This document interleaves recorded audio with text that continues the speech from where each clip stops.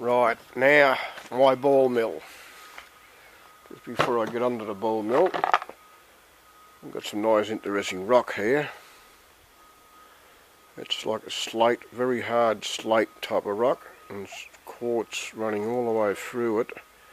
And in amongst that quartz there's some very fine particles of gold in it. A few pieces like that, which I have some of it in this ball mill. Okay, right. Okay, so what do we got here? That's the two-headed stamper, which we'll be using.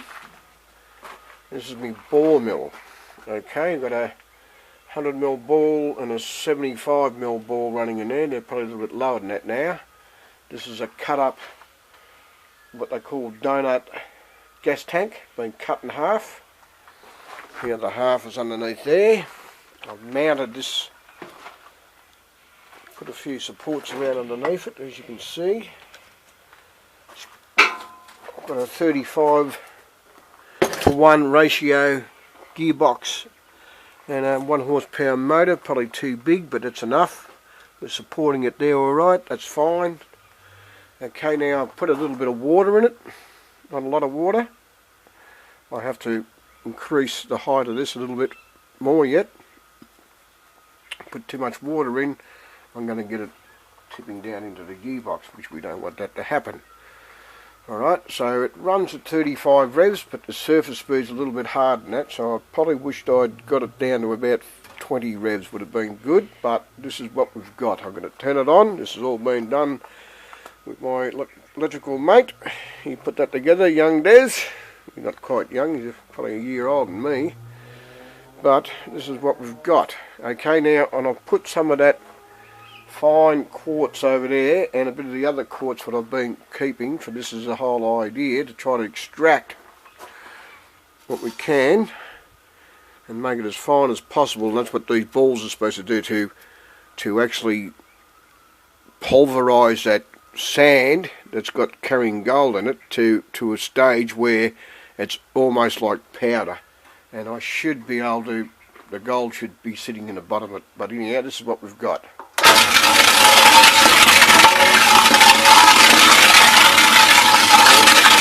working. Underneath, it's got 100% balance, but that's why I've got the rollers there to help it.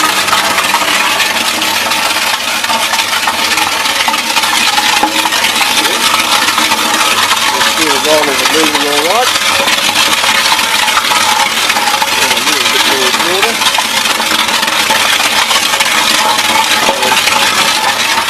This is the sand. We want to pulverise. We'll put a bit more of that in.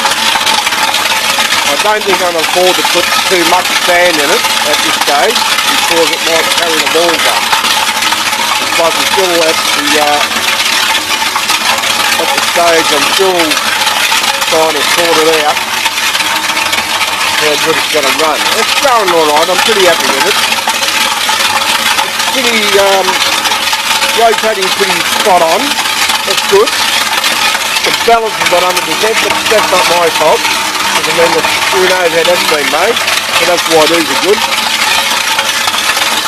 But I don't know how long it'll take, but I reckon I can run that for, you know, maybe a half an hour or something like that, and maybe quicker. I could probably run 3 balls in it, and then other balls.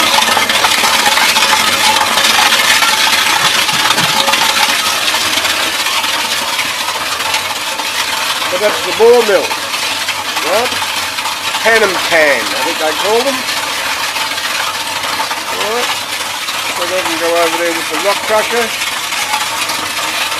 and hopefully I'll be able to dissect all what's in that quartz. Now I don't just put any sand in there. The sand what I've got in buckets, which is like this stuff here, it's got gold in it. I know that's for a fact. There's loose gold in it, very fine, which I'm going to separate it.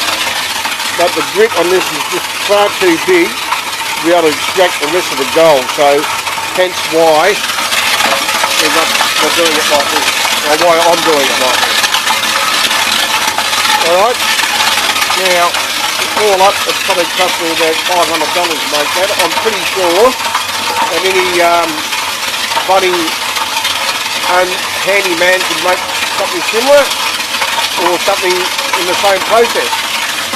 I think the whole idea is what we're trying to do here is just to pulverise that sand.